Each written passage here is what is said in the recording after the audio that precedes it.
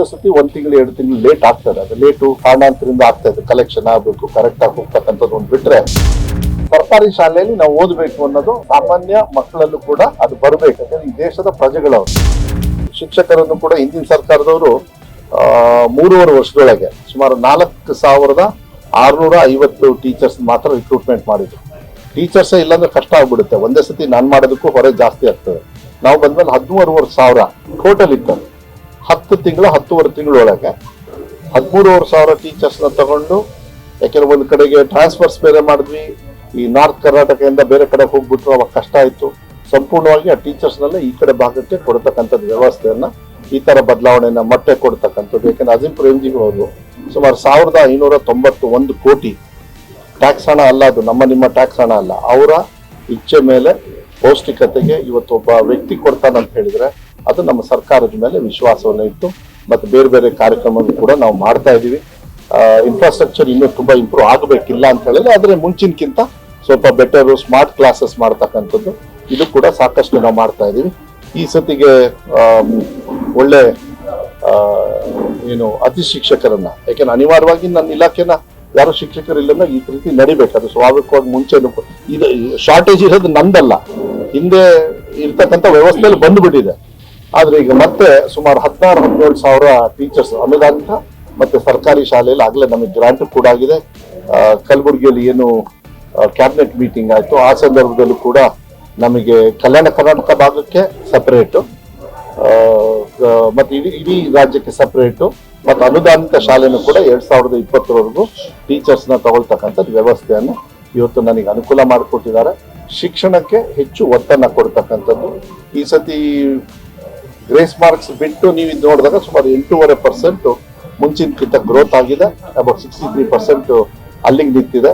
Second exam, third exam ಆದ್ರೆ I think ಒಂದು 75% ವರ್ಗು ಮಕ್ಕಳು ಪಾಸ್ ಆಗಿ ಅವರು ಉನ್ನತ ಶಿಕ್ಷಣಕ್ಕೆ ಹೋಗ್ತಕ್ಕಂಥ ವ್ಯವಸ್ಥೆನ ನನ್ನ ಇಲಾಖೆಯಿಂದ ಆಗ್ತಾ ಇದೆ.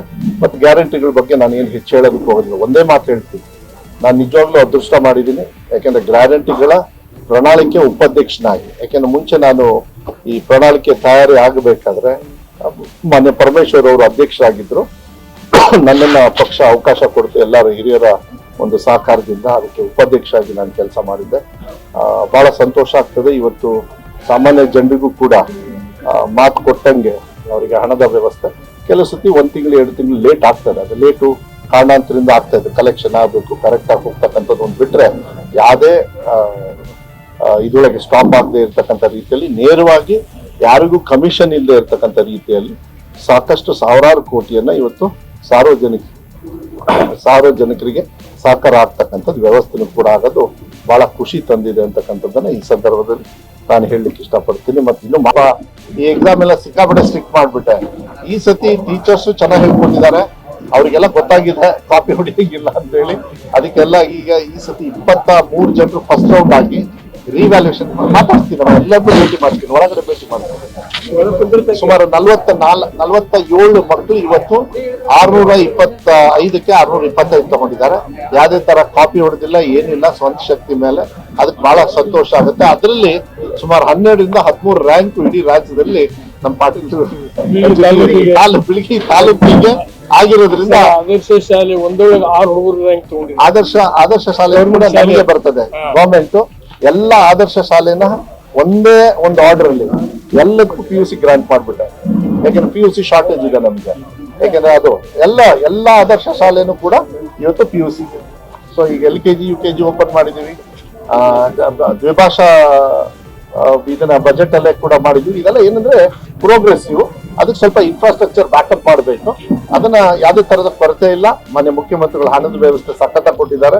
ಮಕ್ಕಳ ವಿಚಾರದಲ್ಲಿ ಯಾವುದೇ ಕಾರಣಕ್ಕೂ ಏನು ಕಮ್ಮಿ ಮಾಡಬೇಡಿ ಅಂತ ಹೇಳಿದ್ದಾರೆ. ಅದನ್ನ ಒಳ್ಳೆ ರೀತಿಯಲ್ಲಿ ಒಂದು ಬದಲಾವಣೆ. ಒಟ್ಟು ನಮ್ದು ಏನಂದ್ರೆ ಆಸೆ, ಸರ್ಕಾರಿ ಶಾಲೆಯಲ್ಲಿ ನಾವು ಓದಬೇಕು ಅನ್ನೋದು ಸಾಮಾನ್ಯ ಮಕ್ಕಳಲ್ಲೂ ಕೂಡ ಅದು ಬರಬೇಕು.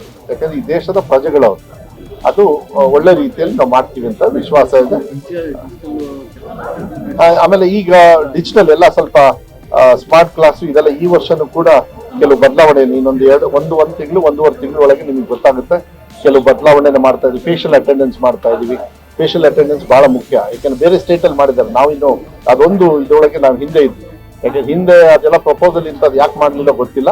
ಈಗ ಅದನ್ನೆಲ್ಲ ಕರೆಕ್ಷನ್ ಮಾಡಿ ನಾನೇ ಸ್ವಲ್ಪ ಟೆಕ್ನಿಕಲ್ ಇನ್ನು ಸ್ವಲ್ಪ ನನಗೆ ಸ್ವಲ್ಪ ಗೊತ್ತಿರೋದ್ರಿಂದ ಅದನ್ನು ಕೂಡ ಐ ಥಿಂಕ್ ಇನ್ನೊಂದು 1-1.5 ತಿಂಗಳು 2 ತಿಂಗಳೊಳಗೆ ಸ್ಪೆಷಲ್ ಅಟೆಂಡೆನ್ಸ್ ಮಾಡಿದ್ರೆ ಒಂದು ಉನ್ನತ ಸ್ಥಾನದಲ್ಲಿ ಆನ್ಲೈನ್ ಕ್ಲಾಸಸ್ CET ಮತ್ತು ನೀಟ್ಸ್ 25,000 ಮಕ್ಕಳಿಗೆ ಸರ್ಕಾರಿ ಶಾಲೆಯಲ್ಲಿ ಫ್ರೀ ಆಗಿ ಮಾಡ್ತಾ ಇದೀವಿ.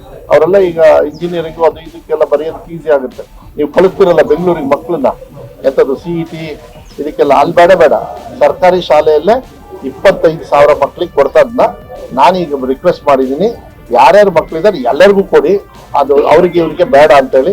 ಯಾಕಂದ್ರೆ ಎಲ್ಲ ಶಾಸಕರೆಲ್ಲ ಬರೀ ಕಮ್ಮಿ ಮಾಡಿದಿರಮ್ಮದು, ಅದನ್ನ ಎಲ್ಲರಿಗೂ ವಿಸ್ತರಣೆ ಮಾಡೋಕ್ಕಾಗತ್ತಾ ಅಟ್ಲೀಸ್ಟ್ ಸರ್ಕಾರಿ ಶಾಲೆಗೆ ಅಂತ ಹೇಳಿದ್ದಾರೆ. ಮೋಸ್ಟ್ಲಿ ಈ ಸತಿ ಅದನ್ನು ಕೂಡ ವಿಸ್ತರಣೆ, ಆಮೇಲೆ ಹಣ ಇದೆ ನಮ್ಮ ಹತ್ರ, ಅದನ್ನ ಮಾಡ್ತಕ್ಕಂಥ ವ್ಯವಸ್ಥೆನ ಮಾಡಿ. If you like this video ಬೇಗ ಲೈಕ್ ಮಾಡಿ, ಕಾಮೆಂಟ್ ಮಾಡಿ, ಶೇರ್ ಮಾಡಿ ಹಾಗೂ ಯೋಯೋ ಟಿವಿ ಕನ್ನಡವನ್ನು ಸಬ್ಸ್ಕ್ರೈಬ್ ಮಾಡಿ.